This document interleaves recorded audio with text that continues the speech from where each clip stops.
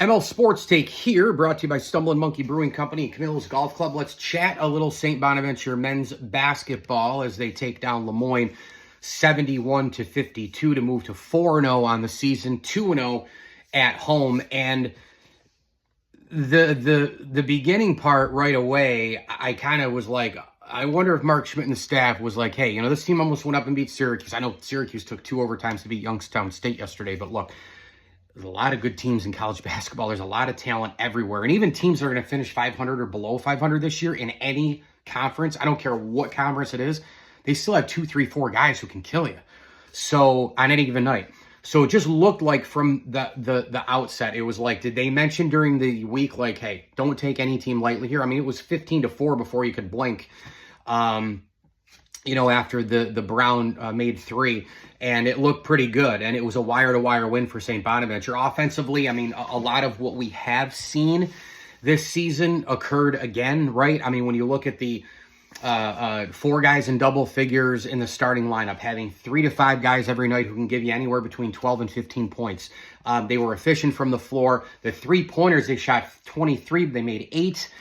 Still not amazing numbers, but I'll take it. Out-rebounded them. I mean, every team stat kind of went in their favor. The defense was pretty good, created some offense off of defense with the turnovers. The only thing that really is troubling is this free throw shooting. I mean, this I don't know what it is. I mean, usually Bonaventure under Schmidt, like they've shot free throws pretty well. I mean, is it a collection of guys who are from other places who are poor free throw shooters? Do they not work on them as much? I mean, I would assume they work on them. It's kind of been a Bonus staple under Mark, and they just cannot shoot free throws. I mean, my God, they were 13-23, which is deplorable. They got Hinton off the bench, 10 more there. So that was really good. But man, and I'll tell you what stat jumped out too. It didn't quite feel it. 9 blocks. Wow. So the Bonnies got 9 blocks and 6 steals in this game, which is pretty good. And then the rebounding, obviously, they dominated as well. So just a really good win in the Bob Beretta Bowl. It was a good one. I was texting with Bob yesterday a little bit, and I'll have him back on the show hopefully in due time. But this was just a tremendous, I thought, a game from an efficient and focused standpoint for Bana. Getting 4 guys in double figures, moving the ball around. Again, they're so long, so lean. Everybody getting into the act, rebounding. I mean, think about this. The starting lineup, when you go 8, 6, 7, 5 for rebounds per guy, that's pretty good. And Noel Brown, by the way, had 5 rebounds. He had the least amount of rebounds. How about that? So the guards, forwards were up above him even.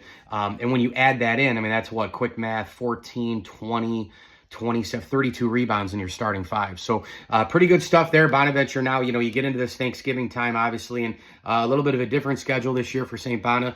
Very rarely do we see them on Thanksgiving, but we will this year, playing Utah State. That's an ESPN2 game. Try to kind of get the turkey digest in there. But I've said it, and I said it after the Florida Gulf Coast game. 3 games at home, Lemoyne, Mansfield, Bryant. All of them inferior opponents. You play your game. You do exactly what you've been doing. You crash the glass, aggressive on defense, hyper-focus at the beginning. You should win 2 games there, go 6-0 into Utah State. And if they were to win that game on the national stage, at Bucknell, I think it's going to be a really hard game. They can shoot it. They spread it. At Siena, I know they lost to Albany last night, but they got some games coming up where you're kind of like, toss-up deal. Niagara always plays them tough. Obviously, I hate that game, just like Siena, just like UB, just like Canisius. Providence, again, we don't know. So there's some unknowns there coming up, but, again, you got to keep just stacking the wins. And I thought, just the way they played, I know Lemoyne isn't that great of a team, but just the way Bona came out, you could tell there was a hyper focus in this game, which was a good thing. And they got to keep that going over and over and over again. And the final thing I'll say is I think it's really significant that Bonaventure can, go a couple of possessions not relying on a hot hand. So if it's more a couple of buckets in a row, or if it's Jones or Bowen or whoever, and it's, usually you want to play the NBA Jam game, give it to him. He's on fire, he's on fire, he's on fire. But, like, if he's taken away, the offense doesn't just kind of, like, go away. It's not like, oh, well, he's not here for us this time, so we can't, it's not like a, a dependent kind of thing. And the more I see out of Jones, the more I like out of him as well. I mean, he's a junior, obviously. He spent, some time at Tarleton State. But I think the more these guys play together, the more they grow. The more you watch them play together, the more you like. They all play aggressive. They're all long and lean. They're all, I think they all like playing with each other, to be honest with you. I mean, you get a collection of players from all over the place and you just don't know what's going to happen. It seems like they got guys in and they're all kind of like with it in terms of connecting with everybody else. So a nice win. Wasn't an amazing win. Wasn't like a no, it's Moyne. Wasn't like, it was kind of in the middle. And I think it was in the middle because of how they came out with hyper focus and with the thought process that every night anybody can win in college basketball. Anybody. It's just been a bonkers start to the year. As always, I know we've seen it like this every year, but again, because of all the things we talk, talent and balance and NIL portal, and a lot of schools have money no matter what, at least enough to get some kids, and teams going from D2 to D1, Moyne,